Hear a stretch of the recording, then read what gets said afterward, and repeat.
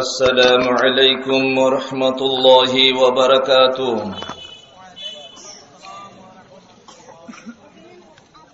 লোক সংখ্যা কম, এরপরেও সকলের কাছ থেকে উত্তর পেলাম না, তাই আবারও বলছি আসসালামু আলাইকুম ওয়া রাহমাতুল্লাহি ওয়া বারাকাতুহু।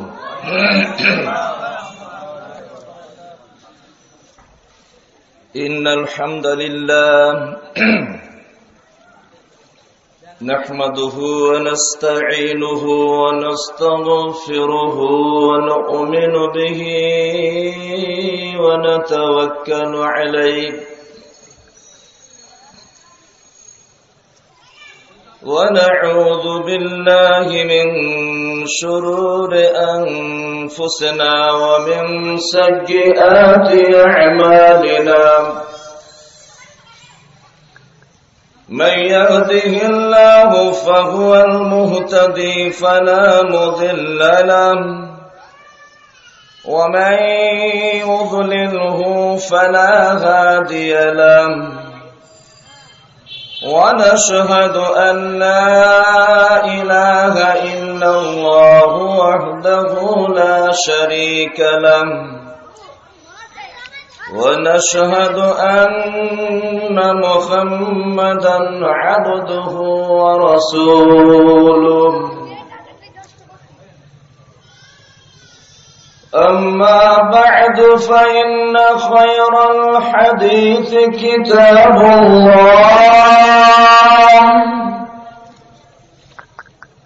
وخير الهدي هدي محمد صلى الله عليه وسلم وشر الأمور محدثاتها وكل محدثة بدعة وكل بدعة ضلالة وكل ضلالة في النار. فأعوذ بالله السميع العليم وبوجهه الكريم وسلطانه القديم من الشيطان الرجيم. بسم الله الرحمن الرحيم. يا بني آدم قد أنزلنا عليكم لباسا يواري سوآتكم قد أنزلنا عليكم لباسا يواري سوآتكم وريشا ولباس التقوى ذلك خير ذلك من آيات الله لعلهم يذكرون.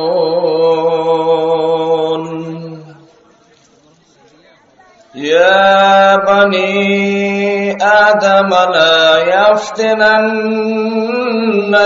الشيطان كما أخرج أبويكم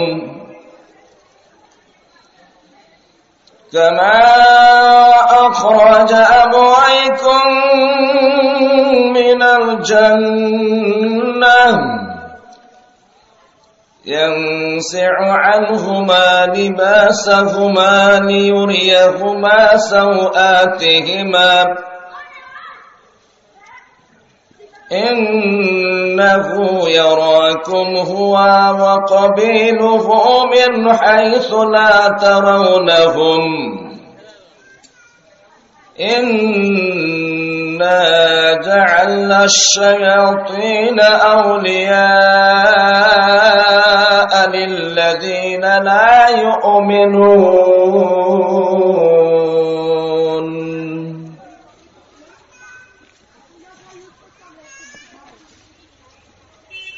قال النبي صلى الله عليه وسلم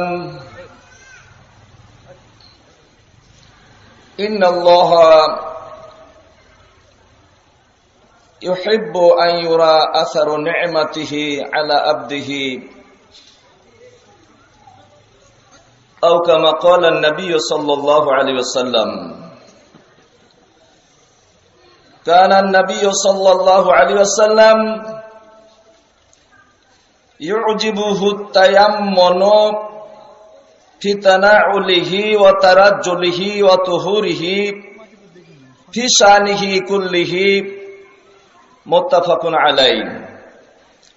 وقال النبي صلى الله عليه وسلم البسوا البياض فإنها أطهر وأطيب. رواه النسائي وصححه.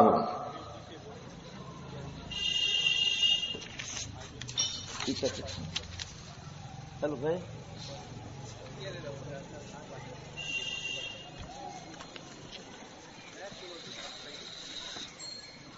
আয়েশা বিনতে সিদ্দিক রাদিয়াল্লাহু তাআলা আনহু জামে মসজিদের উদ্যোগে বার্ষিক ওয়াজ মাহফিলের সম্মানিত সভাপতি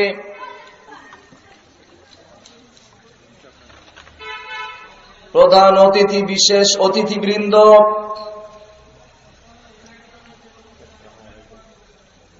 সংখ্যায় অল্প হলেও ইসলাম প্রিয় ভাতৃ এবং শ্রোতৃমণ্ডলী, এই যন্ত্রের সাহায্যে যতদূর আওয়াজ পৌঁছানো সম্ভব হচ্ছে পর্দার আড়ালের মা ও বোনেরা, শুরুতে সেই মহান মহিয়ান গরিয়ান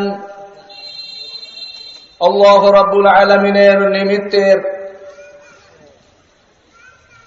প্রশংসা জ্ঞাপন করছি, যে রব্বুল আলামিনের অশেষ অনুগ্রহে আমরা একটি সুন্দর মাহফিলে আসার সুযোগ পেয়েছি। দরুদ এবং তাসলিমাত তামাম আম্বিয়া কেরামগণের প্রতি, খাস করে আখেরি নবী সাইয়্যিদুল মুরসালিন ও খাতামুন নবিয়্যিন আহমদ মুজতবা মুহাম্মদ মুস্তাফা সাল্লাল্লাহু আলাইহি ওয়াসাল্লামের প্রতি অযুত ধারায় বর্ষিত হোক, যার অনুসরণ এবং অনুকরণ ব্যতীত নাজাত অনিশ্চিত। সাথে সাথে পৃথিবীর তামাম মুসলিম মুসলিমাত মুমিন মুমিনাত যারা আমরা বেঁচে আছি আর যারা আমাদের মাঝ থেকে চিরদিনের মতো বিদায় গ্রহণ করেছেন, তাদের উপরও আল্লাহর করুণা ধারা বর্ষিত হোক। আমরা সকলে বলি আল্লাহুম্মা আমিন। আলোচনা শুরু করার আগেই এই মাইকের আওয়াজ যতদূর পৌঁছানো সম্ভব হচ্ছে এলাকাবাসী ভাতৃ এবং শ্রোতৃমণ্ডলীকে লক্ষ্য করে আমি বলছি, আপনারা কাল বিলম্ব না করে তাড়াতাড়ি কোরআনের মাহফিলে এসে পড়ুন। আমি যদি সেই ঢাকা থেকে আপনাদের কাছে চলে আসতে পারি সময় মতো, আপনারা এলাকাবাসী কেন আসবেন না? আপনাদের জেনে রাখা ভালো হবে যে এটি হচ্ছে কোরআনের মাহফিল। জোরে বলুন, কিসের মাহফিল? কোরআন এবং সহিহ হাদিসের আলোচনায় মাহফিলে হবে, এবং যে কোরআন কাল কিয়ামতের কোর্টে দুই ভাবে কথা বলবে। কি দুই ভাবে কথা বলবে? সপক্ষে আর বিপক্ষে কথা বলবে।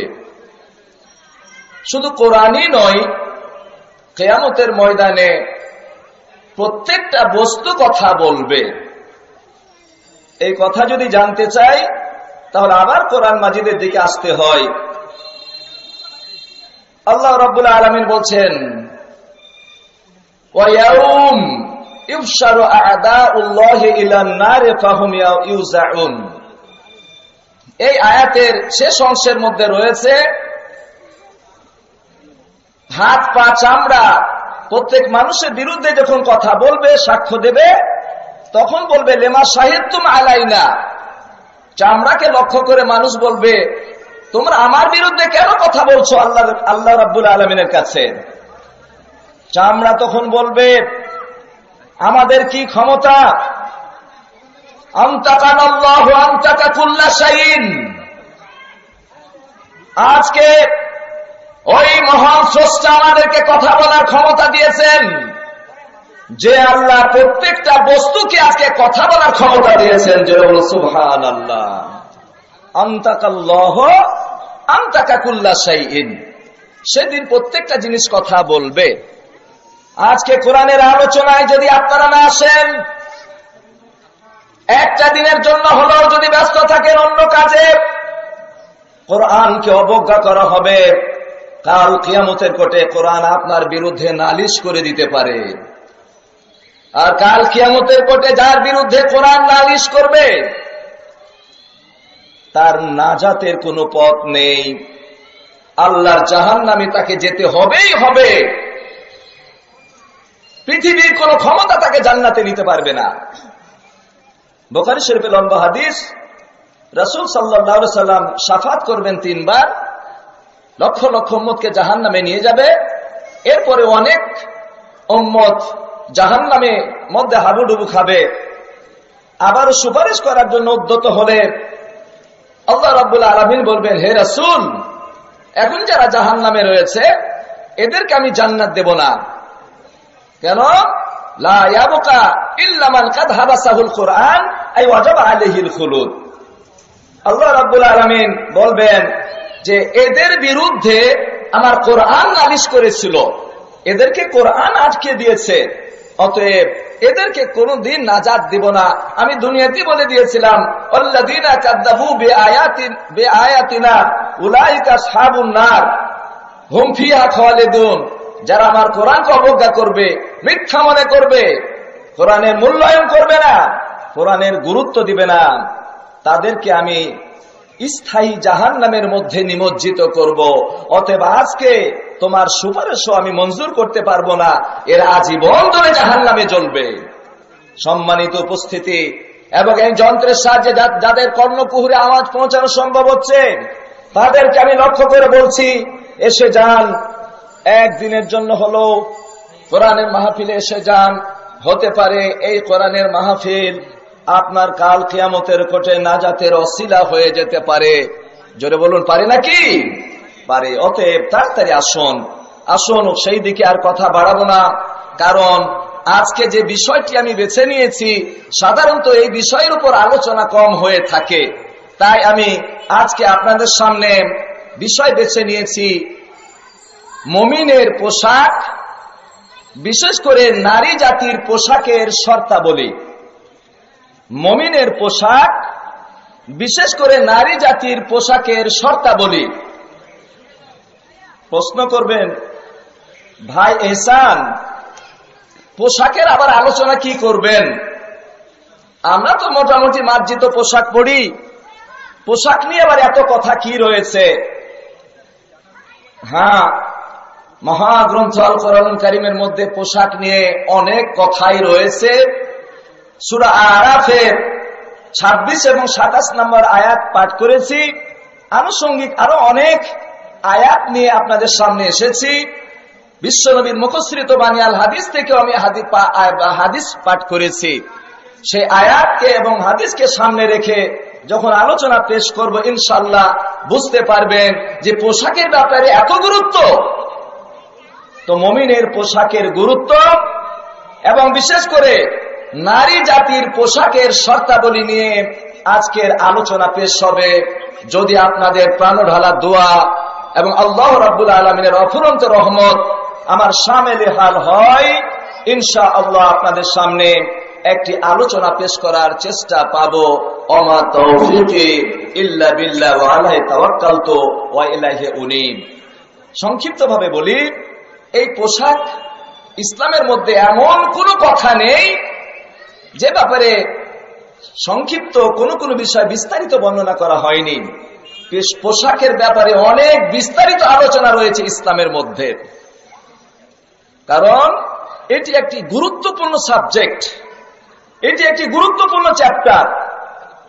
কারণ এই পোশাকের কারণে একদল জান্নাতে চলে যাবে, আবার এই পোশাকের কারণে একদলকে জাহান্নামে চলে যেতে হবে।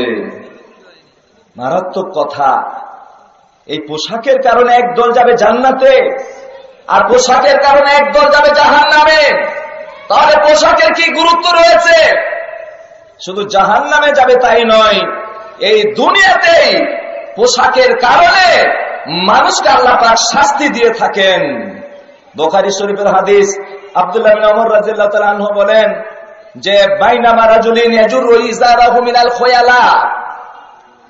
আব্দুল্লাহ বিন ওমর বলতেছেন, এক ব্যক্তি তার লুঙ্গিকে টাকনার নিচে ঝুলিয়ে পড়ছে, রাস্তা দিয়ে হাঁটছে, দম্ভ ভরে, গর্ব এবং অহংকার বশত দম্ভ ভরে হাঁটছে, আর ডান দিকে আর বামে দিকে দেখতেছে। দেখেন না, রাস্তাতে অনেক সময়তে মানুষেরা পোশাক নিয়ে গর্ব করে, চলার ভঙ্গি দেখেই বোঝা যায় যে সে পোশাক নিয়ে গর্বের মধ্যে পড়ে গেছে।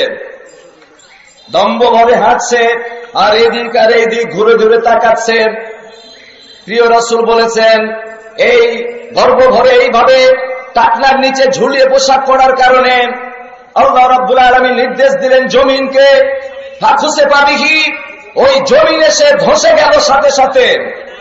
এরপরে প্রিয় রাসূল বলেছেন, এই যে ভাই, এখানে যদি কথা বলেন তাহলে আমার কথা বন্ধ হয়ে যাবে, প্লিজ একটু খেয়াল রাখবেন।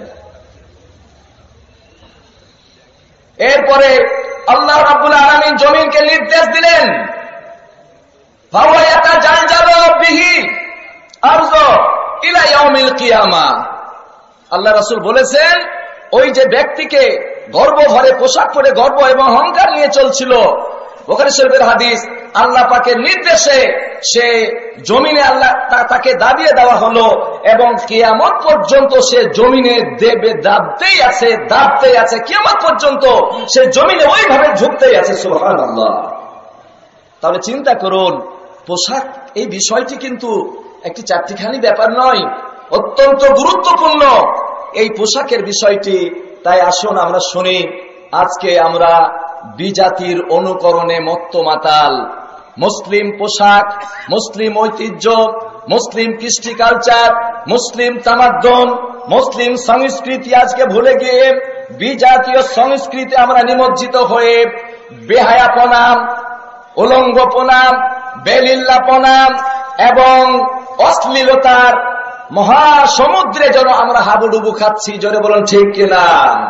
কারণ রাস্তাঘাটে হাঁটলে দেখা যায় যুবক এবং বিশেষ করে নারীদের পোশাক এত অমার্জিত যে একজন মুমিন সেদিকে তাকাতে পারে না। মুমিন সেই দিকে চোখ গেলে তার ঈমানের খালাল চলে আসতে পারে না। নাউযুবিল্লাহ। এত অমার্জিত পোশাক পরে অনেকে দেখা যায়, যুবকেরা, অনেক যুবতীও ছবি সম্বলিত গেঞ্জি পরে। নাউযুবিল্লাহ। সাথে ছবি, সে ছবি কিসের? কুকুরের, শৃগালের, শকুনের, বাঘের, এরকম ছবি। এর প্রমাণ কি? তুমি কি ওই কুকুরের ছবি দিয়ে বা বাঘের ছবি দিয়ে এটা প্রমাণ করতেছো যে আমার চরিত্র বাঘের মতো, আমি শুধু ওই হাও মাও খাও করবো? কেন? ওর উদ্দেশ্য কি? আবার কেউ সাপের ছবি সম্বলিত গেঞ্জি পরে, উদ্দেশ্য কি? মানুষকে শুধু ফসফস করবা? কেন পড়ো তুমি? ছবি সম্বলিত পোশাক পরা ইসলামে সম্পূর্ণ হারাম। এই পোশাক দিয়ে নামাজ হবে না। মা আয়েশা সিদ্দিকা রাদিয়াল্লাহু তাআলা আনহা, তিনি একদিন একটা বালিশের ওয়ার তিনি কিনলেন। রাসূল সাল্লাল্লাহু আলাইহি ওয়াসাল্লাম ওখানে ঠেক দিয়ে বসবেন, তাতে একটা ছবি ছিল। আবার বলা হয়ে থাকে একটা পর্দা। দুই রকম রিওয়ায়াত রয়েছে। রাসূল সাল্লাল্লাহু আলাইহি ওয়াসাল্লাম ঘরে প্রবেশ করার আগেই এত রাগান্বিত হলেন, আর ঘরে প্রবেশ করতেছেন না। তিনি রাগ হয়ে গেছেন। রাসূল সাল্লাল্লাহু আলাইহি ওয়াসাল্লাম এই অবস্থা দেখে মা আয়েশা সিদ্দিকা বললেন, ইয়া রাসূলুল্লাহ, আপনি ঘরের মধ্যে প্রবেশ করুন। আউযু বিল্লাহি মিনাশ শাইতানির রাজিম, আমার কোনো ভুল ত্রুটি হলে ক্ষমা। কি হয়েছে?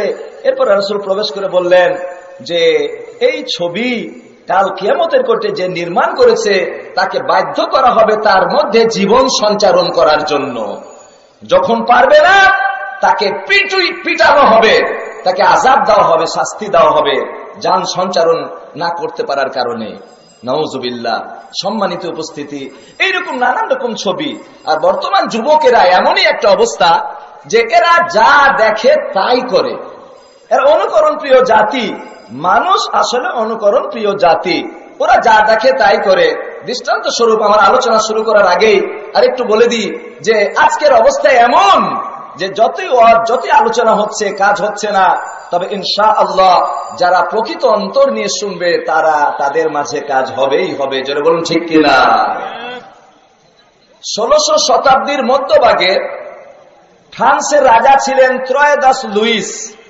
মানুষ যে অনুকরণ প্রিয় জাতি, এই কথাটা বোঝার জন্য ছোট ছোট 2-3টা উদাহরণ দিব, এরপর আলোচনা শুরু করব।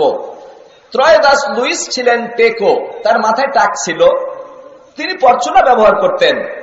তাই ওই ফ্রান্সের অনেক ব্যক্তি তার ভালো চুলকে কামিয়ে ফেলে পরচুলা ব্যবহার করা শুরু করে দিল, মনে করলো এটা একটা ফ্যাশন।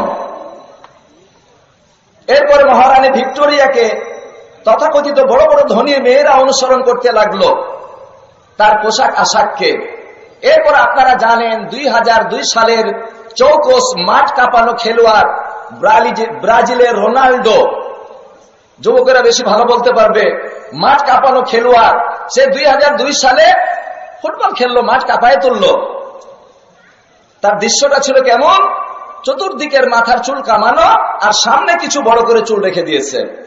আর যাই কোথায়, যুবকেরা ওই খেলা দেখার পর থেকে শুরু করে দিল চতুর্দিকে চুল কামানো আর মাথার সামনে কিছু চুল রেখে দিল। তারা প্রশ্ন করা হলে বলে যেটা রোনাল্ডো ফ্যাশন। হঠাৎ করে ঢাকা শহরের যুবকদের মাথা নেড়ে, ঘটনা কি? খবর নিয়ে দেখা গেল হলিউডের একজন নায়ক, সে মাথার চুল নেড়ে করে সিনেমাতে পাঠ করলো, আর ঢাকা শহরের যুবকেরা তার অনুকরণ করতে লাগলো যে এটা অমুক নায়কের ফ্যাশন। এখন কিছু যুবক দেখতে পাবেন তার এক কানে দুল পড়ে।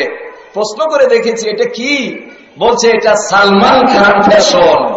ভারতের নায়ক সালমান খান এক কানে দুল পড়ে পাঠ করে, তাই সালমান খান ফ্যাশন শুরু করে দিয়েছে। এরপরে যুবকদেরকে আমরা দেখেছি নতুন প্যান্ট কিনে হাঁটুতে অন্য কাপড়ের তালি লাগায় দেয়, এ একটা ফ্যাশন। আবার কেউ স্টিকার মারে, একটা ফ্যাশন। সম্মানিত উপস্থিতি, আপনি কি বলবেন? এরপরে দেখা যায় অনেক যুবক এবং যুবতীর শরীরে গেঞ্জি, তার মধ্যে একজন নায়ক আর একজন নায়িকাকে জড়িয়ে ধরে আছে, এই ছবি সম্বলিত পোশাক সে পরে। এই পোশাক কে কিনে দিল? নিশ্চয় তার বাবা।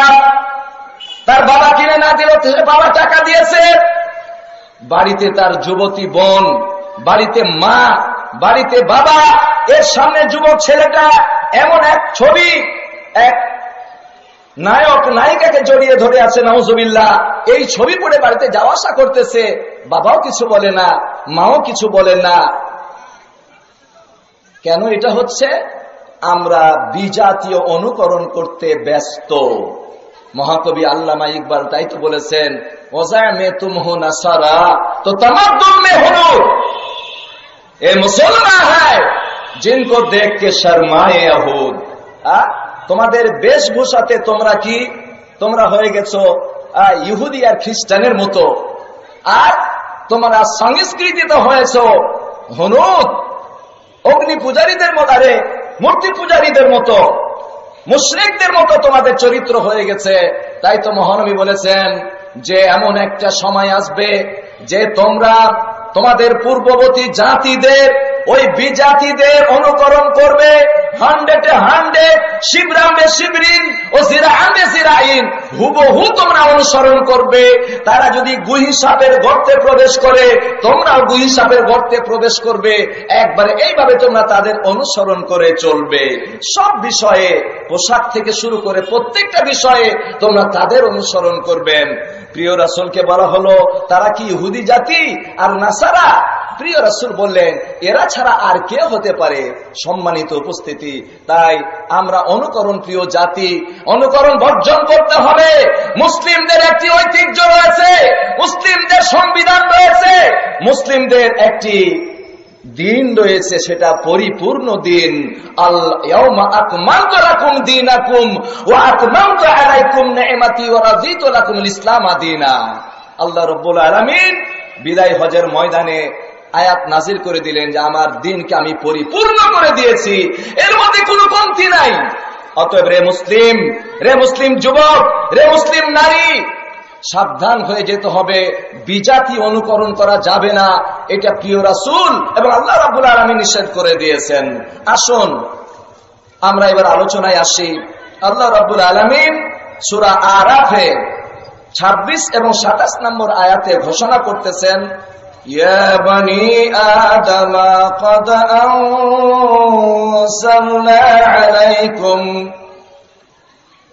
আনজালনা আলাইকুম লিবাসান ইউআরি সাওআতিকুম ওয়া রিশাদ। আল্লাহ রাব্বুল আলামিন বলছেন, হে মানব মণ্ডলী, হে আদম সন্তান, মানে হে মানব মণ্ডলী, ক্বাদ আনজালনা আলাইকুম লিবাসান ইউআরি সাওআতিকুম ওয়া রিশাদ, আমি তোমাদের কাছে পোশাক নাজিল করেছি দুটি উদ্দেশ্য। যাতে করে তোমরা লজ্জা নিবারণ করো আর এর মাধ্যমে তোমরা সৌন্দর্য গ্রহণ করো। মনে রাখবেন, পোশাকের উদ্দেশ্য দুটি, একটি হচ্ছে লজ্জা নিবারণ আর একটি হচ্ছে বেশভূষা সৌন্দর্য গ্রহণ। এই দুটি উদ্দেশ্যে আল্লাহ পাক পোশাক নাজিল করেছেন। আপনি বলবেন, হুজুর কই পোশাক কখন নাজিল করলেন? আমরা তো কোনোদিন শুনলাম না কোন গার্মেন্টস আল্লাহ পাক আসমান থেকে পোশাকের এক গাঁঠি ফেলে দিয়েছেন। নাজিল করা মানে কি উপর থেকে নিচে নামানো? কই, তা তো শুনলাম না। জি হ্যাঁ, পোশাক আল্লাহ পাক নাজিল করেন নাই, কিন্তু পোশাকের যা উপকরণ, সে উপকরণ আল্লাহ পাক আসমান থেকে নাজিল করেছেন। আল্লাহ রাব্বুল আলামিন আসমান থেকে বৃষ্টি বর্ষণ করেছেন, এই বৃষ্টি দিয়ে গাছ উৎপন্ন হয়েছে, এই গাছে তুলা হয়েছে এবং কাপড়ের উপকরণ তৈরি হয়েছে, তা দিয়ে কাপড় তৈরি হয়েছে। মূলত আল্লাহ পাক যেন পোশাকই আসমান থেকে নাজিল করে দিয়েছেন। সম্মানিত উপস্থিতি, তারা আসুন, আল্লাহ রাব্বুল আলামিন বললেন আমি পোশাক নাজিল করেছি, লেবাস নাজিল করেছি, উদ্দেশ্য দুটি, একটি হচ্ছে তোমাদের লজ্জা নিবারণ আর দ্বিতীয় হচ্ছে বেশভূষা গ্রহণ অর্থাৎ সৌন্দর্য গ্রহণ। এরপরে আল্লাহ পাক বলছেন, ওয়ালিবাসুত তাকওয়া যালিকা খায়র, আর তাকওয়ার পোশাক হচ্ছে তোমাদের জন্য উত্তম। ذلك من آيات الله لعلهم يذكرون।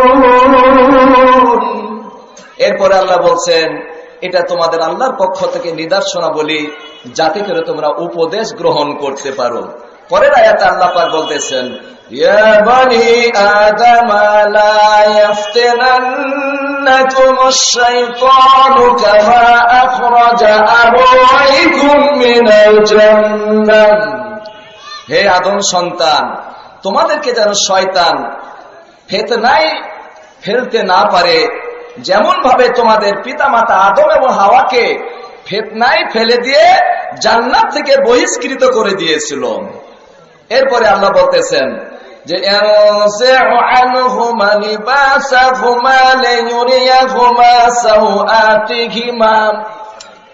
শয়তান কি করলো?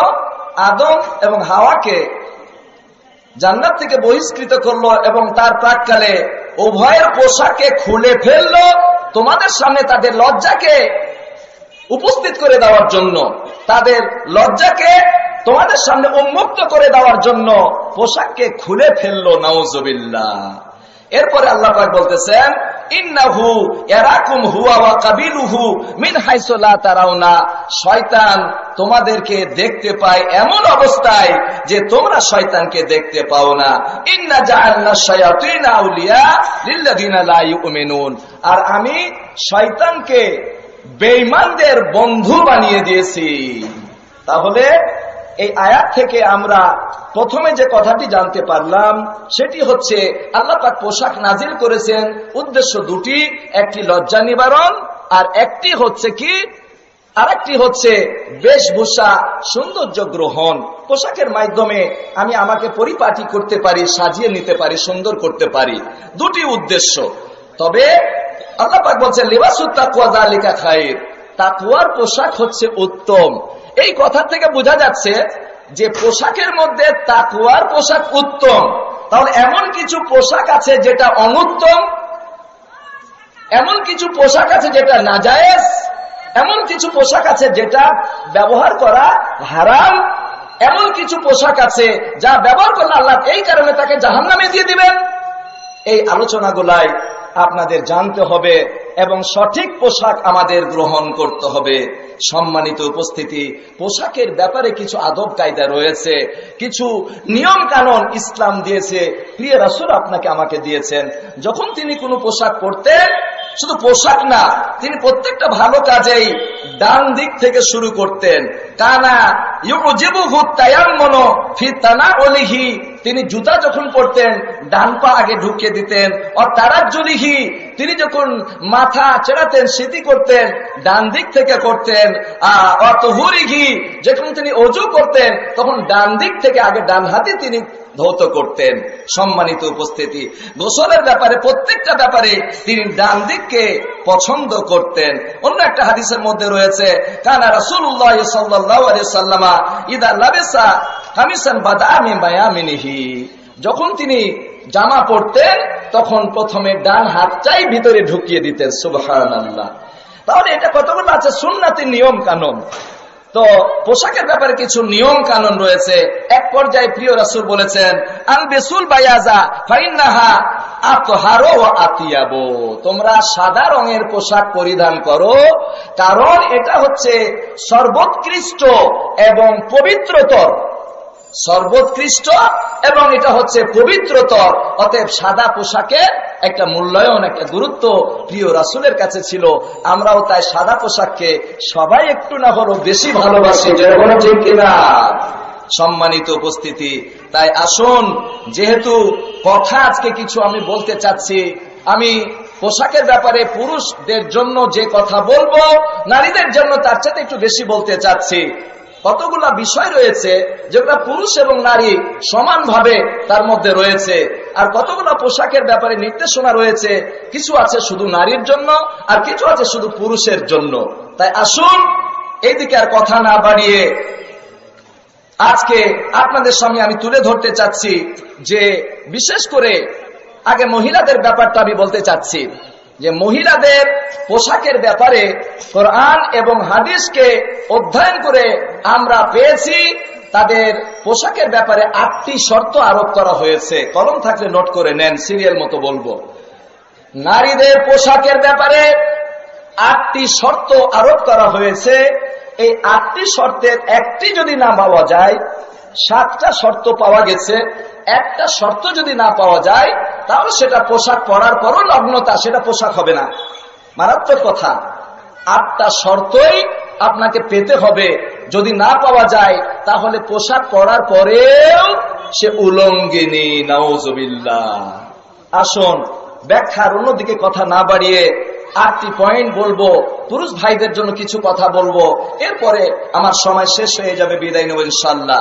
আসুন, প্রথম শর্ত হচ্ছে নারীদের ব্যাপারে 8টি শর্তের মধ্যে প্রথম শর্ত হচ্ছে যে তারা পুরা শরীরটাকে ঢেকে রাখবে। মাথা থেকে পা পর্যন্ত নারীদের পর্দার বস্তু, বাইরে যখন বের হবে তখন এই হেজাব এবং এই পর্দা নারীরা এই ব্যবহার করে তারা বের হবে। আর এই যে পর্দা কথা বলছি, এই পর্দা করা নারীদের জন্য নামাজ রোজার মতো ফরজে আইন, জোরে বলুন সুবহানাল্লাহ। এটা আল্লাহ রাব্বুল আলামিনের পক্ষ থেকে ফরজ করা হয়েছে। এই পর্দা মেনে চলা নামাজ রোজার মতো ফরজ। কেউ যদি পর্দা না মানে তাহলে সে ফরজকে বিনষ্ট করে দিল, আল্লাহর কাছে সে ধরা খেয়ে যাবে। তাহলে প্রথম শর্ত হচ্ছে নারীরা যখন বাইরে বের হবে তখন তারা মাথা থেকে পা পর্যন্ত পুরো শরীরটা ঢেকে বের হবে। আল্লাহ রাব্বুল আলামিন কালামে পাকের মধ্যে এর প্রমাণে আয়াত নাযিল করেছেন, ইয়া আইয়ুহান নাবিয়্যু কুল লিআসওয়াজিকা ওয়া বানাতিকা ওয়া নিসাইল মুমিনিন ونساء المؤمنين يدنين عليهن من جلابيبهن ذلك أدنى أن يعرفنا فلا يؤذين وكان الله غفورا رحيما। রাব্বুল আলামিন বলছেন, ইয়া আইয়ুহান নবী, হে নবী, হে আমার প্রিয় নবী, কুল্লি আজওয়াজিকা, আপনি বলুন আপনার স্ত্রীগণকে, অবানাতিকা, আপনার মেয়েদেরকে বলুন। 3 নম্বরে গিয়ে বলছেন অনিসাইল মুমিনিন, এবং মুমিন নারীদেরকে বলুন কি, ইউদুনিনা আলাইহিন্না মিন জালাবিবিহিন্না, তারা যেন নিজের শরীরকে একটা বড় জেলবাব, একটা বড় ওড়না দিয়ে নিজের শরীরকে যেন ঢেকে নেয়। পুরা শরীরকে ঢাকার কথা বলা হচ্ছে। যালিকা আদনা আইয়ুরাফনা, এটা হচ্ছে কেউ যদি পর্দা শালীন ভাবে চলে তাহলে তাকে বোঝা যাবে যে এটা সম্ভ্রান্ত পরিবারের মহিলা, মানুষ ইজ্জত করবে। ফালা ইউজাইন, তাদেরকে উত্তপ্ত করা হবে না। প্রথমে আল্লাহ রাব্বুল আলামিন প্রিয় নবীকে বললেন যে তোমার স্ত্রীগণকে বলো, 2 নম্বরে তোমার মেয়েগণকে বলো, 3 নম্বরে আল্লাহ পাক বলতেছেন মুমিন নারীদেরকে বলো। কেন? এই জন্য আল্লাহ পাক বলতেছেন নবী শুধু ওয়াজ করলে হবে না, আগে নিজের ঘরটা সামলাও, এরপরে মুমিন নারীদেরকে বলো। আগে তোমার স্ত্রীকে বলো, তোমার মেয়েকে আগে বলো, উপদেশ দাও, এরপরে মুমিন নারীদেরকে বলো। আচ্ছা বলুন তো, আমি এহসানুল্লাহ আমার স্ত্রীকে যদি পর্দা না করি, আমার মেয়েকে যদি পর্দা না করি, তাহলে আমি যদি ওয়াজ করি, আপনারা যদি জানতে পারেন আমার স্ত্রী বেপর্দা, আমার মেয়ে বেপর্দা, বলবেন হুজুর ওয়াজ করণের কাম নাই, ঢাকা থেকে আসছেন জানগা, আপনার ওয়াজ কাজে লাগতো না, কারণ আপনি নিজেই আমল করেন না। আপনার খতিব সাহেব যদি মেয়েকে পর্দায় না রাখে আর সে যদি পর্দার ওয়াজ করে, তাহলে আপনি কি বলবেন যে খতিব সাহেব আপনার ওয়াজের দরকার নাই, যেখান থেকে আসছেন জানগা, কোনো প্রয়োজন নাই। অতএব আল্লাহ রাব্বুল আলামিন প্রথমে বলতেছেন হে রাসূল আপনার স্ত্রীকে বলুন, আপনার মেয়েকে বলুন, 3 নম্বরে গিয়ে মুমিন নারীদেরকে বলুন। কি বলুন? সমস্ত শরীরটা যেন ঢেকে বের হয়, সমস্ত শরীরটা যেন আবৃত করে বের হয়। এটা করলে হবে কি, জানা যাবে এরা সম্ভ্রান্ত পরিবারের মহিলা। ফালা ইউজাইন, এদেরকে ইফতিজিং করা হবে না। তাহলে আজকে সমাজে ইফতিজিং এমন একটা ভাইরাস যে এই ভাইরাস থেকে আমাদের কোন সমাজ আর বাঁচতে পারে না। যারা বলুন ঠিক কিনা? ইফতিজিং 2টি শব্দ নিয়ে একটি শব্দ হয়েছে। ইব মানে পৃথিবীর সর্বপ্রথম নারী, মানে মা হাওয়াকে বলা হয় ইব, তার থেকে অর্থ নেওয়া হয়েছে নারী। আর টিজ মানে উত্তপ্ত করা, জ্বালাতন করা, বিরক্ত করা। এই যে ইফতিজিং এর যে ব্যাধি সমাজে চলতেছে, একে বন্ধ করার জন্য সরকারি বেসরকারি বিভিন্ন ভাবে পদক্ষেপ নেওয়া হয়েছে, কিন্তু ইফতিজিং তো বন্ধ হচ্ছেই না, বরং ক্রমান্বয়ে তা বেড়ে যাচ্ছে। যদি বলুন ঠিক কিনা? ইফতিজিং বাড়ছে। ছেলেরা কথা বলছে, এখানে একটু খেয়াল করুন। এখানে যদি কোনো দোকান থাকে উঠায় দেন এখনই, এখানে দোকান দেখা যাবে না। সম্মানিত উপস্থিতি, ইফতিজিং ক্রমান্বয়ে বেড়ে যাচ্ছে। কেন বেড়ে যাচ্ছে? যে কারণ নির্ধারণ না করে আমরা চেষ্টা করতেছি ইফতিজিংটা কেন হয়। ইফতিজিংটা কেন হয়? 10টি কারণে ইফতিজিং হয়, তার ব্যাখ্যা দেওয়া যাবে না, সংক্ষিপ্তভাবে শুধু বলতেছি যে কারণ নির্ধারণ করে আগে কারণ দূর করতে হবে। সম্মানিত উপস্থিতি, আমরা কারণ দূর না করে আমরা চেষ্টা করি।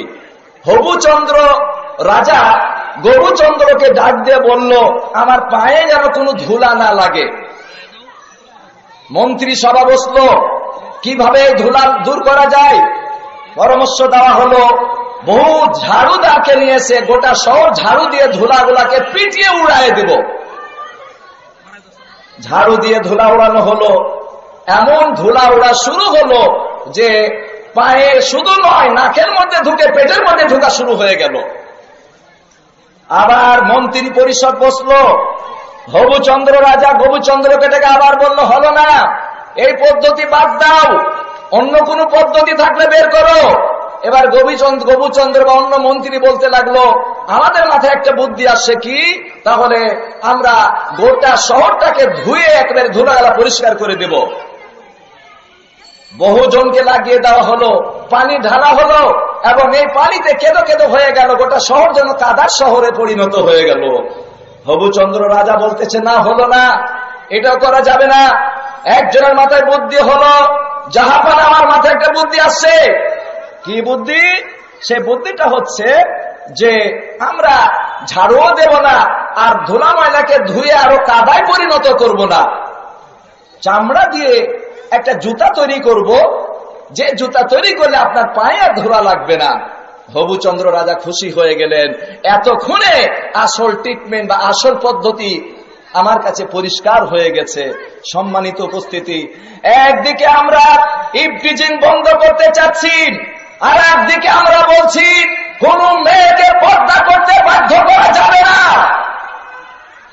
কথা বোঝা গেছে? একদিকে আমরা বলছি ইভটিজিং বন্ধ হবে, অপরদিকে আমরা পর্দার ব্যাপারে কোন মেয়েকে, কোন স্ত্রীকে, কোন নারীকে বাধ্য করা যাবে না আইন পাস করছি। তাহলে ইভটিজিং বন্ধ কি হবে, কিভাবে হবে? সম্মানিত উপস্থিতি, তাই ইভটিজিং যদি বন্ধ করতে চাই তাহলে মূল কারণ কি, ইভটিজিং কেন হয়? ধরুন দুই বোন, এক বোন শালীন বোরখা পরে বা 6 হাতের চাদর এমন ভাবে শরীর আবৃত করে যে শালীন ভাবে চলে, আর আর এক বোন কি করে, যে সে বিজাতীয়দের অনুকরণে মিনি স্কার্ট পরে আর স্কিন টাইট গেঞ্জি পরে যদি রাস্তায় নামে, যুবক ছেলেরা কোন দিকে তাকাবে?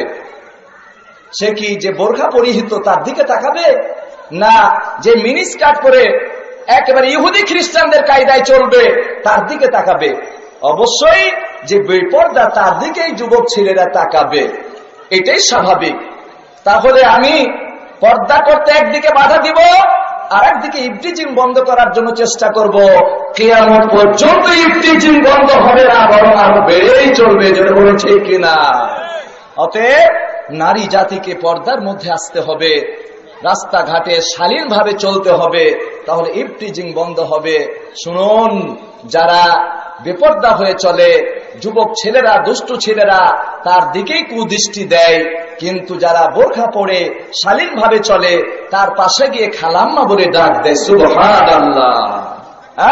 খালাম্মা মানে কি? মায়ের বোন, মানে তাকে মায়ের আসনে বসায় দিতেছে। কি কারণে? তার পোশাকের কারণে। সুবহানাল্লাহ। সম্মানিত উপস্থিতি, তাই আমি যে কথাটি আপনাদের খেদমতে আরজ করতে চাচ্ছি যে প্রথম শর্ত হচ্ছে নারীর মাথা থেকে পা পর্যন্ত তারা কি করবে? ঢেকে আবৃত করবে যখন বাইরে বের হবে। একটা কথা খেয়াল আমাদের রাখতে হবে, পর্দা, হেজাব এটা বাইরের জন্য, এটা ঘরের জন্য নয়। যখন সে বাইরে বের হবে তখন হেজাব পরবে। 2 নম্বর শর্ত নারীদের পর্দার ব্যাপারে, পর্দার বস্তুটাই যেন সুন্দর না হয়। আবার খেয়াল করুন, যে বস্তু দিয়ে, যে কাপড় দিয়ে আপনি সৌন্দর্যকে ঢাকবেন, ধরুন 6 হাতের একটা ওড়না অথবা একটা বোরখা। ওড়না এবং বোরখার উদ্দেশ্য কি? তার চেহারার আকর্ষণীয়তা এবং তার ভিতরের পোশাকের আকর্ষণীয়তাকে ঢেকে রাখা। এখন এমন বোরখা পরলেন কারুকার্য খচিত, বা এমন ওড়না আপনি ব্যবহার করলেন যে তার আকর্ষণীয়তা যেন আরো বাড়িয়ে দিল, তার দিকে মানুষ তাকাতো না, কিন্তু এমন ওড়না পড়েছে কারুকার্য খচিত, এমন নকশা যে তাকে আরো যেন সৌন্দর্য, তার সৌন্দর্যটা যেন আরো বাড়িয়ে দিয়েছে, মানুষ আরো তার দিকে বেশি করে তাকাবে। তাই দ্বিতীয় শর্ত হচ্ছে যে পর্দার বস্তুটাই যেন সুন্দর না হয়। যা আমরা আজকে প্রতিযোগিতায় নেমে গেছি, বোরখাতে কে কত রকমের কারুকার্য করতে পারে। ঢাকা শহরে একদিন রাস্তা দিয়ে হেঁটে যাচ্ছিলাম, হঠাৎ করে দেখা যাচ্ছে যে কিছু লোক একদিকে তাকিয়ে যাচ্ছে। একটা বোরকা পরিহিতা মহিলা, সে হেঁটে যাচ্ছে আর তার দিকে সবাই তাকাচ্ছে। ঘটনা কি? আমি জিজ্ঞেস করলাম, কি ব্যাপার, ওই মহিলার দিকে সবাই তাকায় কেন? তো বলছেন, হুজুর আর বলবেন না, লজ্জা। বলে কি? বলছে এত টাইট বোরখা পড়েছে, এত টাইট বোরখা পড়েছে যে যুবকেরা তো তাকাচ্ছে, যাদের বয়স বেশি তারাও না তাকিয়ে পারতেছে না। নাউজুবিল্লাহ। আচ্ছা বলুন তো, যদি আমি এমন বোরখা পরি যে তার আকর্ষণটা যদি আরো বাড়িয়ে দেয় তাহলে ওটা পর্দা হলো না। তাহলে 2 নম্বর কথা হচ্ছে পর্দার বস্তুটাই যেন সুন্দর না হয়। আল্লাহ পাক বলতেছেন ওয়াকারনা ফি বুয়ুতিকুন্না ওয়ালা তাবাররাজনা তাবাররুজাল জাহিলিয়াতিল উলা। আল্লাহ পাক বলতেছেন যে হে রাসূল, আপনি মুমিন নারীদেরকে বলে দিন তারা যেন ঘরের মধ্যে থাকে, আর প্রয়োজনে যদি তাদেরকে বাইরে বের হতেই হয় পর্দা প্রথা মেনে নিয়ে যেন বের হয়, নিজের শরীরকে আবৃত করে যেন বের হয়। তারা যেন জাহিলি যুগের নারীদের মতো রূপ লাবণ্যের প্রদর্শনী না করে।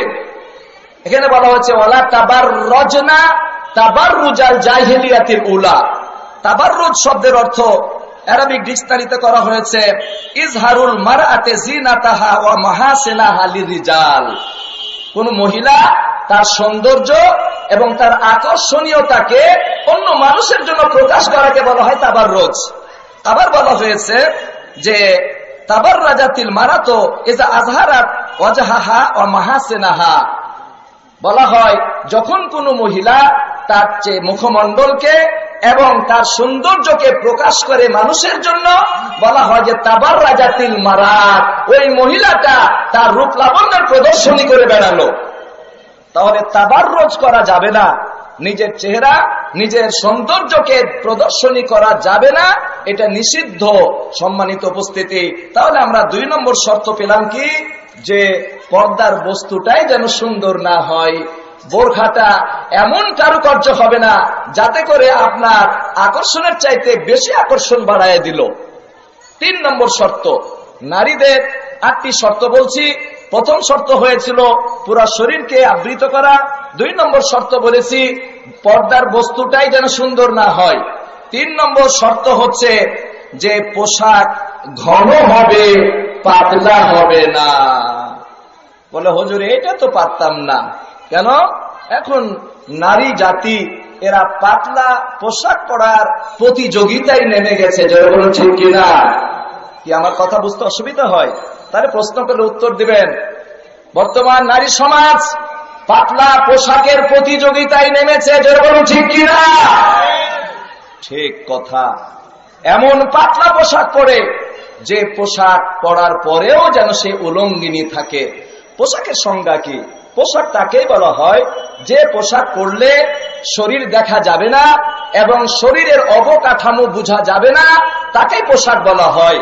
কিন্তু এমন পোশাক আপনি যদি পরেন যে পোশাক পরার পরও যদি শরীরের অংশ দেখা যায় বা শরীরের অবকাঠামো বোঝা যায়, তাহলে সে পোশাক নয়, সেটা হচ্ছে নগ্নতা।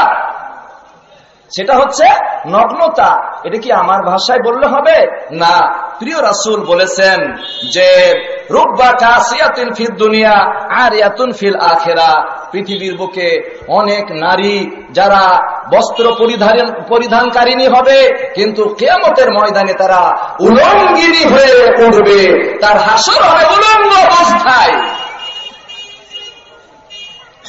তারা যারা পৃথিবীর বুকে এমন পোশাক পরতো পাতলা যে তার শরীরের ভিতরের অংশ দেখা যেত, অথবা এমন টাইট পোশাক পরতো যে তার শরীরের অবকাঠামো বোঝা যেত, বা এত খাটো পোশাক পরতো যে খাটো পোশাক দিয়ে তার শরীর আর ঢাকা যেত না। সম্মানিত উপস্থিতি, তো এই কথা প্রিয় রাসূল এইভাবে বলেছেন যে আবু হুরায়রা রাদিয়াল্লাহু তাআলা আনহু থেকে একটি হাদিস, তিনি বলেছেন যে সিনফানে মিন আহলিন নার লাম আরাহুমা। আমি 2 প্রকারের জাহান্নামীকে, 2 প্রকারের মানুষ জাহান্নামী হবে, এদেরকে আমি এখনো দেখিনি। 2 প্রকারের মানুষ জাহান্নামে যাবে, এদেরকে আমি এখনো দেখিনি, এখনো তাদের আবির্ভাব ঘটে নাই। প্রথম প্রকার হচ্ছে কাউমুম মাহুম সিয়াতুন কাআদনাবিল বাকারি আদরিবুনা বিহান নাস। প্রথম প্রকার হবে জালেম ব্যক্তি, প্রথম প্রকার হবে শক্তিশালী এবং জাবের ব্যক্তি, ক্ষমতা তার অনেক বেশি, ক্ষমতাসীন জালেম ব্যক্তি প্রথম প্রকার হবে। সে মানুষের উপর অত্যাচার চালাবে, গরুর নেজের মতো তার হাতে চাবুক থাকবে, মানুষকে অন্যায়ভাবে শুধু পিটাবে।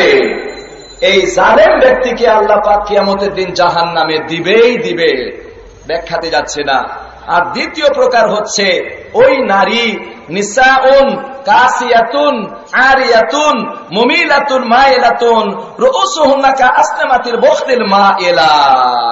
প্রিয় রাসূল বললেন দ্বিতীয় প্রকার হচ্ছে ওই নারী যে কাসিয়াতুন আরিয়াতুন, বস্ত্র পরিধানকারিণী, উলঙ্গিনী, মানে পোশাকও পরবে উলঙ্গ থাকবে, মানে এত পাতলা পোশাক যা দিয়ে লজ্জা নিবারণ হয় না, এত টাইট পোশাক যা দিয়ে লজ্জা নিবারণ হয় না, এত খাটো পোশাক যা দিয়ে লজ্জা নিবারণ হয় না। সম্মানিত উপস্থিতি, এদের সম্পর্কে প্রিয় রাসূল কি বলেছেন? আমার প্রাণের মা এবং বোনেরা, আপনারা একটু খেয়াল করে শুনুন। তিনি বললেন ওরা জাহান্নামে যাবে। কারা? ওই সমস্ত নারী যারা এত পাতলা পোশাক পরবে যে পোশাক দিয়ে তার লজ্জা নিবারণ হবে না।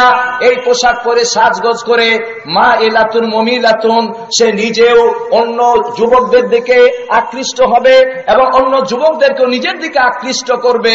যুবকদেরকে পাগল বানানোর জন্য এইরকম পাতলা পোশাক পরে রাস্তাঘাটে, হাটে, বাজারে, পার্ক, রেস্তোরাঁয় তারা যাবে। আর তারা মাথায় একটা ঝুঁটি বাঁধবে, খোপা তৈরি করবে, উটের কুজের মতো, যেমন সে হেলে দুলে চললে, উটের কুজটা যেমন হেলে দুলে চললে যে অবস্থা দেখায়, সে রং করে হেলে দুলে চলবে, উটের কুজের মতো তার মাথায় উঁচা খোপা থাকবে। প্রিয় রাসূল বললেন প্রিয় রাসূল বললেন লা ইয়াদখুলুল জান্নাতা, ওই নারীরা জান্নাতে কোনোদিন যেতে পারবে না। শুধু জান্নাতে যেতে পারবে না তাই নয়, ওয়ালা ইয়াজিদুনা রিহাহা, জান্নাতের সুঘ্রাণ পর্যন্ত ওই নারীরা কোনোদিন পাবে না। জোরে বলুন নাউজুবিল্লাহ। কি জোরে নাউজুবিল্লাহ বলতে অসুবিধা আছে? জোরে বলুন নাউজুবিল্লাহ। শুধু তাই নয়, প্রিয় রাসূল বললেন যে ওই জান্নাতের সুঘ্রাণ ফাইন্না রিহাহা লা ইউজাদু মিন মাসিরাতিন কাযা ওয়া কাযা, বহু দূর থেকে জান্নাতের সুঘ্রাণ পাওয়া যাবে। কিন্তু ওই হতভাগিনী নারীরা যারা পাতলা পোশাক পরে রাস্তাঘাটে নামে যুবকদেরকে লেলিয়ে দেওয়ার জন্য, যুবকদেরকে প্ররোচিত করার জন্য, তাদের দিকে আকৃষ্ট করার জন্য, এদেরকে আল্লাহ কোনদিন জান্নাতে দেবেন না। জোরে বলুন নাউজুবিল্লাহ। সম্মানিত উপস্থিতি, তাই বলতেছি রে মা এবং বোনেরা আমার, রে মেয়েরা আমার, তোমরা একটু শুনে রেখো প্রিয় রাসূল কি বললেন তোমাদের ব্যাপারে। আরো একটি হাদিস এই পর্বে বলে আমি চতুর্থ নাম্বারে চলে যাব। দাখালাত হাফসা ইবনু আব্দুর রহমান আলা আয়েশাতা উম্মুল মুমিনিন, আম্মা জান আয়েশা রাদিয়াল্লাহু তাআলা আনহার ঘরের মধ্যে প্রবেশ করলেন তার আপন ভাই আব্দুর রহমানের মেয়ে হাফসা। ওয়া আলাইহা রাকিকু খিমারুন রাকিকুন, হাফসার যুবতী হয়ে গেছে, প্রাপ্ত বয়স্কা হয়ে গেছে নারী, তার শরীরে একটা পাতলা ওড়না পরে মা আয়েশার ঘরে প্রবেশ করলেন। এই অবস্থা দেখে মা আয়েশা রাদিয়াল্লাহু তাআলা আনহা কি করলেন? এত পাতলা যে তার গ্রীবাদেশ পর্যন্ত দেখা যাচ্ছিল, তার গলাগুলা দেখা যাচ্ছিল। মা আয়েশা করলেন কি? ফাসাক্কাতহু আয়েশা তো আলাইহা, তার ওড়নাটাকে নিয়ে পিস পিস করে ছিঁড়ে ফেলে দিলেন। আর কি করলেন? ওয়াকাসাতহা খিমারান কাসিফান, একটা মোটা কাপড়ের ওড়না তাকে পরিয়ে দিলেন। তার আপন ভাইয়ের মেয়ে আব্দুর রহমানের মেয়ে হাফসাকে তিনি এই কাজ করলেন। সম্মানিত উপস্থিতি, যারা শুনছেন তাদেরকে বলছি, আর যে মায়েরা এই আওয়াজ শুনতে পাচ্ছেন তাদেরকে বলছি, আপনার মেয়ে যে ওড়নাটা ব্যবহার করে সেটা কি পাতলা না মোটা? যদি পাতলা হয় আপনি কি পারবেন মায়ের মতো আজকে এই বাড়িতে গিয়ে ছিঁড়ে ফেলে দিতে? যদি আল্লাহর কাঠগড়াতে দাঁড়িয়ে আপনি বাঁচতে চান, তাহলে আজকে এই পদক্ষেপ গ্রহণ করতে হবে, আজকে সিদ্ধান্ত নিতে হবে। আমার মেয়ে পাতলা কাপড়ের কোনো পোশাক পরবে না, আমার মেয়ে পাতলা কাপড়ের কোনো ওড়না পরবে না। আমি মুসলিম, শুধু দুনিয়ার সুখ শান্তি আমার কামনা নয়, ইহুদি খ্রিস্টান মুশরিকদের উদ্দেশ্য দুনিয়া নিয়ে পাগল, দুনিয়া নিয়ে তারা ব্যস্ত, তাই দুনিয়ার সুখ শান্তি তাদের কাম্য হতে পারে। ওমা লাহুম ফিল আখিরাতি মিন নাসিব, আখিরাতে তাদের কোনো অংশ নাই। কিন্তু আমি মুসলিম, আমি মুমিন, আমার মুসলিমের আমি হচ্ছি মুসলিম, অতএব আমার মেয়ে পাতলা পোশাক পরবে না, আজকে থেকে পদক্ষেপ গ্রহণ করতে হবে। আপনি রাজি আছেন? আপনারা রাজি আছেন? কি কষ্ট হচ্ছে? পয়সা নষ্ট হয়ে যাবে পাতলা ওড়নাটা ছিঁড়লে, তাই কি আপনারা উত্তর দিতে পারতেছেন না? এখনো কি আল্লাহর কালাম বুঝবেন না? এখনো কি আল্লাহ রাসূলের হাদিস বুঝবেন না? আপনারা কি কেউ আপনার মেয়েদেরকে, স্ত্রীদেরকে পাতলা পোশাক পরতে দিতে রাজি আছেন? যারা চুপ থাকলেন তারা মনে হয় বলতেছেন, না বাবা, পাতলা পোশাক তো কয়েকটা কিনে দিয়েছি, নষ্ট হয়ে যাবে, চুপচাপ থাকি হুজুর, তার আমার মুখ দেখতে পাই না, বলছি কি না বলছি আমি দেখতে পাই না, কিন্তু আল্লাহর লক্ষ কোটি ফেরেশতা আপনার চারিপাশে বেষ্টন করে আছে। সহিহ হাদিসের কথা, আপনি না বললেন না চুপ থাকলেন, ফেরেশতা রেকর্ড করে নিতেছে। কিন্তু আপনার মেয়েকে পাতলা ওড়নার পোশাক পরতে দিতে কেউ রাজি আছেন? আল্লাহ তুমি কবুল করে নাও। আল্লাহ এই জাতির ঈমানকে বাড়িয়ে দাও। সম্মানিত উপস্থিতি, 4 নম্বর, পোশাক ঢিলা হবে, চিপা হবে না। নারীদের পোশাকের 8টা শর্তের ব্যাপারে কিছু শর্ত আছে নারী এবং পুরুষ উভয়ের জন্য। পুরুষও কোনো পোশাক চিপা পরতে পারবে না। অনেক যুবককে দেখি এত টাইট প্যান্ট, তাকে যদি নামাজের জন্য হাঁটু বসতে হয় তাহলে হাঁটুর কাপড় কাটতে হবে, নইলে হাঁটু দোমড়াইতে পারবে না, হাঁটু বাঁকা করতে পারবে না, এরকম একটা অবস্থা। সম্মানিত উপস্থিতি, যে কথাটি বলতেছিলাম যে পোশাক, নারীদের পোশাকের 8টি শর্তের মধ্যে 4র্থ শর্ত হচ্ছে পোশাক মোটা হবে, পোশাক ঢিলা হবে, লুজ হবে, পোশাক আঁটো বা চিপা হতে পারবে না। বলে হুজুর এটাও তো বর্তমান যুগে চলবে না। বলে কেন? বলে চিপা পোশাক পরার প্রতিযোগিতা শুরু হয়ে গেছে। জোরে বলুন ঠিক কিনা? কথাকে আমি একটু বাড়িয়ে বলছি, এত টাইট জামা পরে নারী জাতি, যা দেখলে একজন ইমানদারের ইমান ঠিক থাকবে না। এত টাইট পোশাক পরে, বিশেষ করে জামাও টাইট, আর সেলোয়ার আগে পড়তে, এখন আর সেলোয়ার পরে না, একেবারে টাইস পরে। এত টাইট যে ওটা পোশাক না ওর চামড়া, তা বোঝার উপায় নাই অনেক সময়তে। নাউজুবিল্লাহ। টাইট পোশাক পরানো যাবে না, ইসলাম এটা হারাম করে দিয়েছেন। কারণ টাইট পোশাক পরলে, আগেই বলেছি পোশাকের সংজ্ঞা কি, যে পোশাক পরলে শরীর দেখা যাবে না, যে পোশাক পরলে শরীরের অবয়ব গঠন বোঝা যাবে না, সেটা হচ্ছে পোশাক, সেটা পর্দা। আর যদি শরীর দেখা যায় আর গঠন যদি বোঝা যায় তাহলে সেটা পর্দা নয়, সেটা নগ্নতা। অতএব টাইট পোশাক পরা সম্পূর্ণ হারাম। আপনি বলবেন হুজুর আমার ছোট মেয়েকে পড়াই, বড় হলে আর পড়াবো না। তাহলে আপনি ছোট মেয়েকে পড়ান, বড় হলে আর পড়াবেন না। বড় হয়ে আপনার মেয়ে আপনার বিরুদ্ধে যেতে পারে, বাঁকিয়ে বসতে পারে যে বাবা আজীবন টাইট পোশাক পরিয়েছ, তোমার কথা আর চলতো না, আমি লুজ পোশাক পরতেই পারতাম না। কি বলতে পারে কি পারে না বলুন? বলতে তো পারে। আর আপনি কি আপনার মেয়েটিকে, ছোট্ট মেয়েটিকে ইহুদি বানিয়ে রাখবেন? বড় হলে মুসলিম বানাবেন? আপনার মেয়েকে কি ছোট অবস্থাতে ইহুদি বানিয়ে রাখবেন আর বড় হলে মুসলিম বানাবেন? না, কোন সচেতন বাবা মার এটা কাজ নয়। অতএব সংক্ষিপ্ত কথা, পোশাক লুজ হবে, পোশাক আঁটো হবে না। যদি টাইট পোশাক কেউ পরে, পরার পর সে উলঙ্গিনী, এবং সেটা হচ্ছে নগ্নতা। 5 নম্বর শর্ত হচ্ছে ঘর থেকে বের হওয়ার সময় মেয়েরা শরীরে অথবা কাপড়ে সুগন্ধি ব্যবহার করতে পারবে না। আবার বলি, ঘর থেকে বের হওয়ার সময় মেয়েরা শরীরে এবং কাপড়ে সুগন্ধি ব্যবহার করতে পারবে না। সুগন্ধি মেয়েদের জন্য নয়, সেটা পুরুষের জন্য। তবে হ্যাঁ, যখন সে বাড়িতে অবস্থান করবে তখন ভিন্ন কথা, তখন ব্যবহার করতে পারবে। আর বিশেষ করে যখন তাদের এমন এক সময় চলে যখন নামাজ পড়তে হয় না, ওই সময়তে সুগন্ধি ব্যবহার করতে পারবে, কোনো সমস্যা নাই। কিন্তু সুগন্ধি পড়ে বাইরে বের হতে পারবে না। শুধু বাইরে তো দূরে থাক, সুগন্ধি ব্যবহার করে মসজিদে এসে নামাজ পড়া হারাম। হুজুর হাদিস দেন, জি হাদিস দিব। প্রিয় রাসূল বলেছেন, ইদা খারাজাত ইহদাকুন্না ইলাল মসজিদ ফালা তাকরাবান্না তিবান, যখন তোমাদের কোনো নারী মসজিদে গিয়ে নামাজ পড়ার জন্য বের হবে, সে যেন সুগন্ধি ব্যবহার তো দূরে থাক, তার কাছে যেন না যায়। আরেকটা হাদিস প্রিয় রাসূল বলেছেন, আবু হুরায়রা রাদিয়াল্লাহু তাআলা আনহু থেকে, তিনি দেখলেন এক মহিলা সুগন্ধি মেখে মসজিদের দিকে যাচ্ছে নামাজ পড়ার জন্য।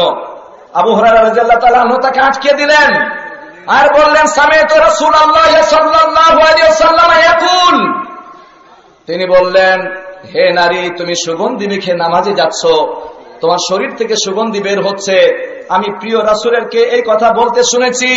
সামি'তুন নাবিয়্য সাল্লাল্লাহু আলাইহি ওয়াসাল্লাম ইয়াকুল, নবী করিম সাল্লাল্লাহু আলাইহি ওয়াসাল্লামকে এই কথা বলতে শুনেছি, মা মিন ইমরাতিন তাখরুজু ইলাল মসজিদে তাসিফু রিহুহা ফায়াকবালুল্লাহু মিনহা সালাতাহা হাত্তা তারজি ইলা বাইতিহা ফাতাগতাসিলা।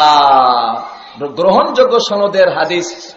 সম্মানিত উপস্থিতি, প্রিয় রাসূল বললেন, কোন নারী যদি সুগন্ধি মেখে মসজিদে নামাজ পড়তে যায়, ততক্ষণ পর্যন্ত আল্লাহ রাব্বুল আলামিন তার নামাজ কবুল করবেন না, যতক্ষণ না সে বাড়ি ফিরে এসে গোসল করে আবার সে নামাজ না পড়তে যায়। এটা হাদিস, এবং হাদিসটির সনদ নির্ভরযোগ্য।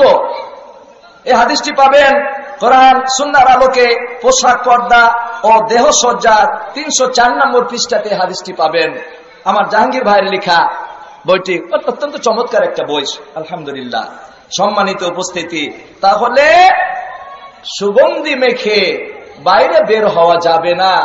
প্রিয় রাসূল মারাত্মক একটি কথা বলেছেন, যে নারী সুগন্ধ মেখে বাইরে বের হয়, প্রিয় রাসূল বললেন, কুল্লু আইনিন জানিয়াতুন, প্রত্যেক চোখ জেনাকার। প্রত্যেক চোখ, এমন কোন চোখ নাই যে চোখের কিছু না কিছু জেনা হয়ে গিয়ে থাকে। আপনি যদি একটু কুদৃষ্টিতে তাকান, চোখের জেনা হয়ে গেল। হাত দিয়ে স্পর্শ করলে হাতের জেনা, খারাপ কথা কান দিয়ে শুনলে কানের জেনা, নাউজুবিল্লাহ। রাসূল বললেন, প্রত্যেক চোখ কম আর বেশি কিছু না কিছু জেনা করেই বসে, নাউজুবিল্লাহ। নাউজুবিল্লাহ। আল্লাহ যেন এর থেকে আমাদের হেফাজত করেন, আল্লাহ যেন আমাদের সকলকে এর থেকে বাঁচান। প্রিয় রাসূল বললেন, আল মারআতু ইযা ইসতা'তারাত ফামাররাত বিল মাজলিস, কোন নারী যদি আতর মেখে ঘর থেকে বের হয় এবং লোকালয়ে প্রবেশ করে, প্রিয় রাসূল বললেন, ফাহিয়া কাযা ওয়া কাযা, ইয়ানি জানিয়া। প্রিয় রাসূল বললেন, ওই নারীটা হচ্ছে জেনাকারিনী, নষ্টা নারী। তাহলে আতর মাখা, কোন নারী আতর মেখে বাইরে তো যেতে পারবে না, মসজিদেও যেতে পারবে না। যদি কেউ চলে যায়, বাড়ি এসে গোসল করে, গোসল না করা পর্যন্ত তার সালাত আল্লাহ কবুল করবেন না। সম্মানিত উপস্থিতি, আসুন 5 নম্বর গেল, এবার 6 নম্বরে আমরা এসে যাই। যেহেতু সময় তো আমাদের বেঁধে দেওয়ার সময়, 8:15টার মধ্যে আমাকে শেষ করতে হবে। কথা অনেক আর সময় আমার হাতে কম, তাই আসুন সংক্ষিপ্ত করে দিই, কেটে কেটে কিছু কথা বাদ দিয়ে বাকি কথাগুলো বলি।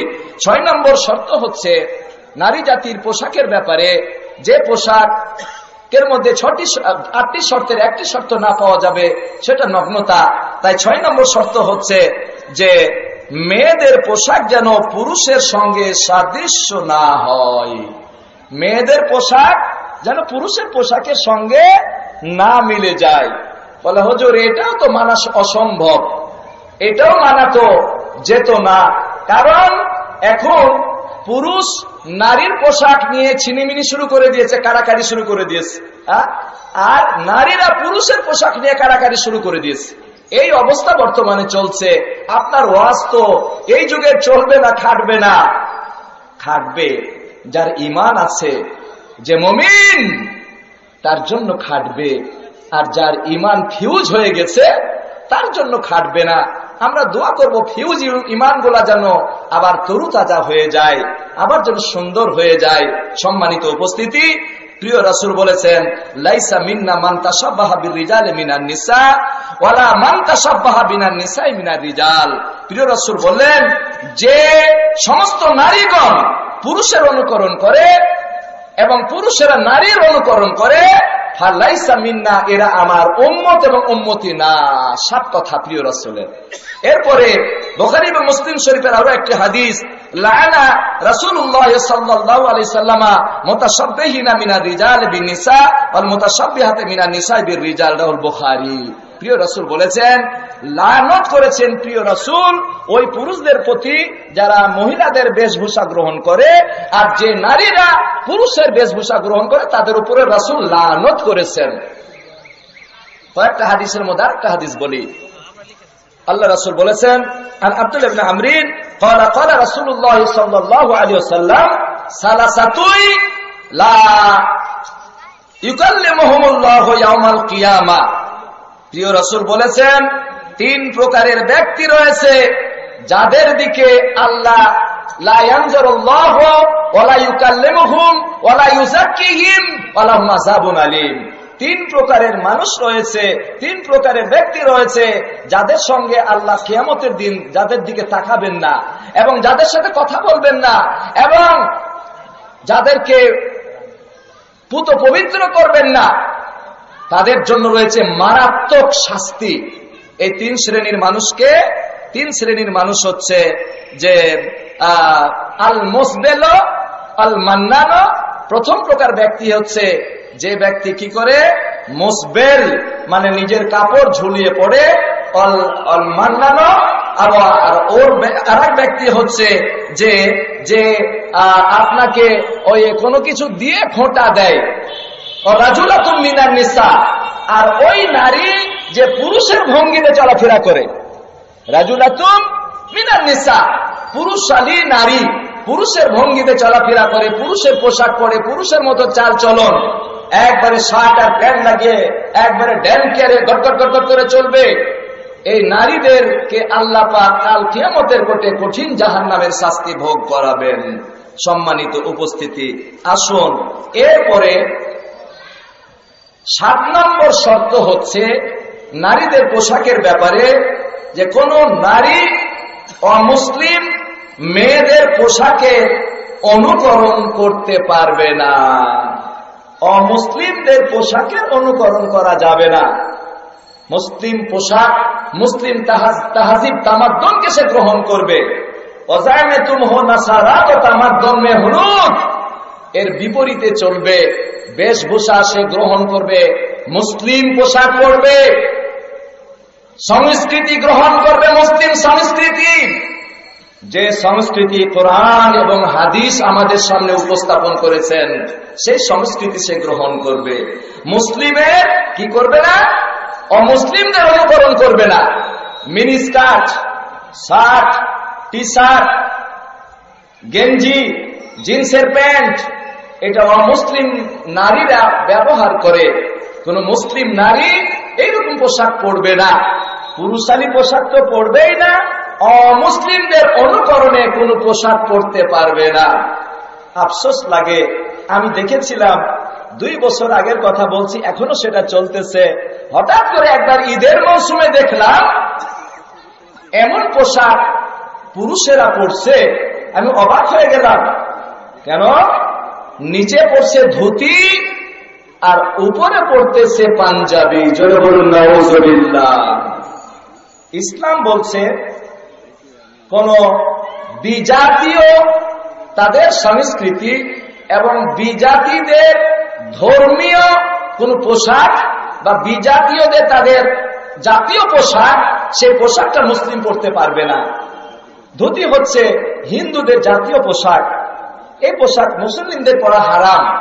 কিন্তু ঈদের দিন, পবিত্র দিন, 30 দিন সিয়াম পালন করার পরে সমস্ত গুনাহগুলো ক্ষমা করার জন্য যে ঈদের দিন, যে খুশি, সেই দিন কি দেখলাম যে নিচে ধুতি আর উপরে হলো পাঞ্জাবি, 50-50, মানে কমর থেকে নিচ দিক সে হিন্দু আর কমর থেকে উপর দিক সে মুসলিম। আচ্ছা বলেন তো, যদি এই অবস্থায় ঘটে, ধরেন এই অবস্থায় তার জান কবজ হবে, আজরাইল এসে গেছে, এখন আজরাইল মুমিন হিসাবে জান কবজ করবে না হিন্দু হিসাবে, মুশরিক হিসাবে জান কবজ করবে? উত্তর দিন।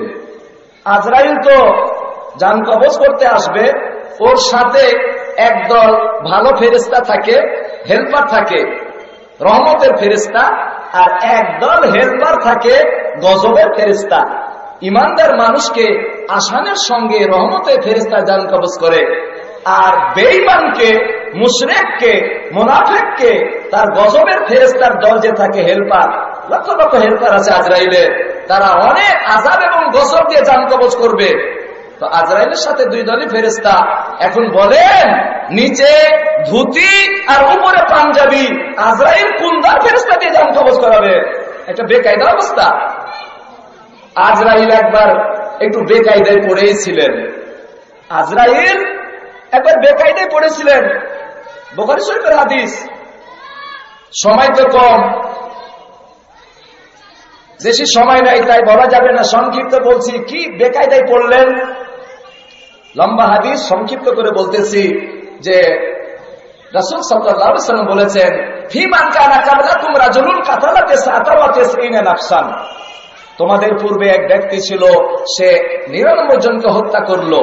99 জনকে হত্যা করার পরে অনুশোচনা জাগলো, আমার তওবা কি আল্লাহ কবুল করবেন? এক রাহেব বলল, তোমার তওবা কবুল করবে না। রাগ করে রাহেবকে তরবার দিয়ে দ্বিখণ্ডিত করে দিল, 100টা পুড়ায় দিল। হাদিস বলতেছে ফাকান্নালা বিহি মিয়াতান, 100 পুড়ায় দিয়েছে। এরপরে আবার সে বলতেছে, সুয়েলান আলামি আহলিল আরজে, কোন ব্যক্তি তাকে পরামর্শ দিবে? কথা বললে কিন্তু অসুবিধা, আমি আগে বলেছি, আপনাদের আওয়াজ আবার কানে আসলে আমার কথা বন্ধ হয়ে যায়। কেন এটা আপনাদের বারে বারে বলতে হয়? 100 জনকে হত্যা করে ফেলেছে। এরপরে সে অনুশোচনা তার কমছে না, আল্লাহ কি আমার তওবা কবুল করবেন না? আমি মহা অপরাধী। আলেম বলতেছেন, সংক্ষেপ করে দিই, বলতেছে কেন নয়, আল্লাহ পাক তোমার জান কবুল, আরে তোমার তওবা কবুল করবে। তোমার মাঝে তওবার মাঝে কে প্রতিবন্ধক রয়েছে? কিন্তু, তবে একটা কিন্তু বলে দিলেন, কিন্তু ইদহারিল আরজিন কাযা ওয়া কাযা ফাইন্না বিহা উনাসা ইয়াবুদুনাল্লাহ ফাবুদিল্লাহ মাআহুম। অমুক গ্রামে চলে যাও, সেই গ্রামে কিছু ভালো মানুষ রয়েছে, তার সঙ্গে তুমি তোমার বাকি জীবনটা কাটিয়ে দাও। ওয়া তারফিল আরজিকা আবাদা, তোমার গ্রামে তুমি কোশ্চিন কালেও আসবে না, কারণ ফাইন্নাহা আরজুসুইন, ওই গ্রামের মানুষের চরিত্র ভালো না, সেখানে আসবে না, তাদের চরিত্র ভালো না, আবার তুমি খারাপ হয়ে যাবে। তাই নাকি? বলে হ্যাঁ। বলে আমি আর জীবনে আমার গ্রামে যাব না, আমি এখনই সিদ্ধান্ত গ্রহণ করলাম, আমি ভালো গ্রামে গিয়ে বাকি জীবনটা কাটিয়ে দিব। তিনি ভালো গ্রামের দিকে রওনা হয়েছেন। স্ত্রী পুত্রদের কথা ভুলে গেলেন, তার পাপকে স্মরণ করে এমন মজবুত তওবা করলেন, ভালো গ্রামের দিকে রওনা দিয়েছে। ফাআতাহুল মাউত, রওনা দেওয়ার কিছুক্ষণ পরে তার মৃত্যুর ঘণ্টা বেজে গেছে। আজরাইল এসে হাজির, আজরাইল এসে হাজির হয়ে গেছে। আজরাইলের সঙ্গে দুই দল হেল্পার, রহমতের ফেরেশতা আর গজবের ফেরেশতা, দুই দল ফেরেশতা হাজির। রহমতের ফেরেশতা বলছে আমরা জান কবজ করব, আর গজবের ফেরেশতা বলছে না আমরা জান কবজ করব। দুই দলে কিন্তু ঝগড়া বেঁধে গেল, মারামারি ঘুষাঘুষি শুরু হবে, এরকম একটা অবস্থা। একজন মৃত্যু ব্যক্তিকে নিয়ে তার জান কবজ করতে হবে, দুই দল ফেরেশতা মারামারি করবে, ঝগড়া বিবাদ করবে, আর আল্লাহ আরশে চুপচাপ বসে থাকবেন নাকি? না, আল্লাহ পাক একজন ফেরেশতা পাঠিয়ে দিলেন মানুষের সুরাতে। দুই দল ফেরেশতা, রহমতের ফেরেশতা, গজবের ফেরেশতা, তাকে কি মানলেন? তাকে মানলেন জাজ, বিচারক মানলেন। তখন বলতেছে ঠিক আছে, বলো তুমি কেন রহমত ফেরেশতা জান কবজ করতে চাও? বলে ইন্নাহু তাইবা মুকবিলান বিকলবিহি, এই ব্যক্তি সঠিক অন্তরে তওবা করেছে। আর রাসূল বলেছেন আত-তাইবু কামান লা যামবা লাহু, তওবাকারী ব্যক্তি নিষ্পাপ হয়ে যায়। অতএব আমরা রহমতের ফেরেশতা, আমরা জান কবজ করতে পারবো, আমরা হকদার। আচ্ছা, গজবের ফেরেশতা, বলো তো তোমরা কেন জান কবজ করতে যাচ্ছ? গজবের ফেরেশতা বলতেছে ইন্নাহু লাম ইয়ামাল খায়রান কাত্তু, 100 জনকে হত্যা করেছে, একজনকে হত্যা করলে আল্লাহ বলছেন ফাজাযাউহু জাহান্নাম, তার ঠিকানা জাহান্নাম।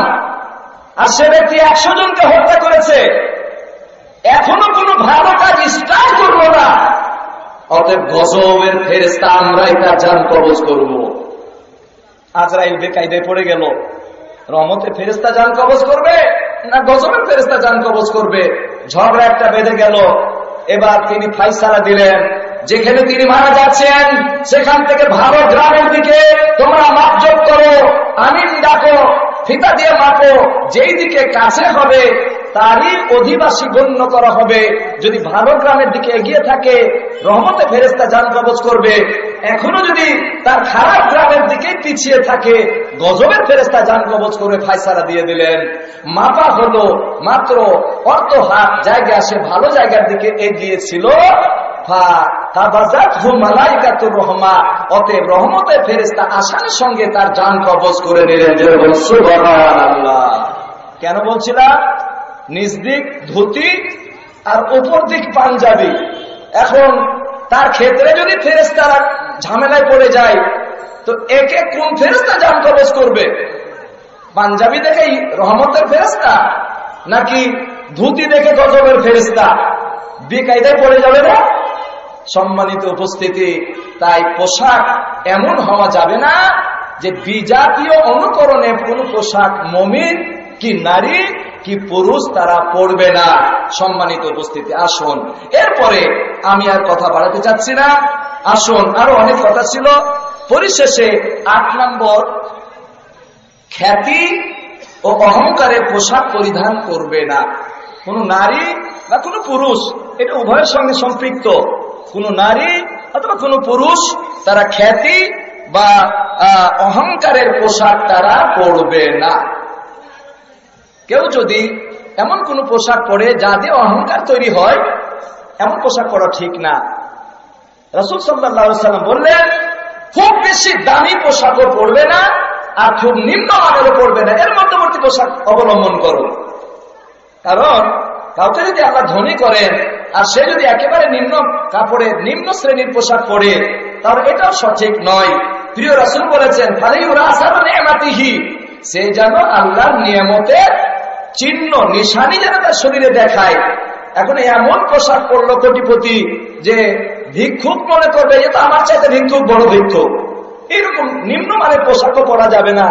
নিয়ামতের আসার শরীরের মধ্যে থাকতে হবে।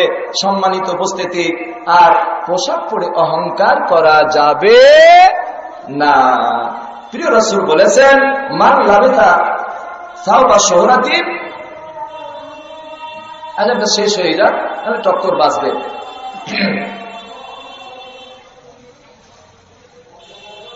আর কয়েক মিনিট আছে সময়। ও 8:05 আজান সালাত এই মাহফিলে ঘোষণা দিয়ে দিবেন, শেষ করে দিব। আজানের পরে শেষ করে দিব, যেহেতু সালা আজান হয়ে গেছে।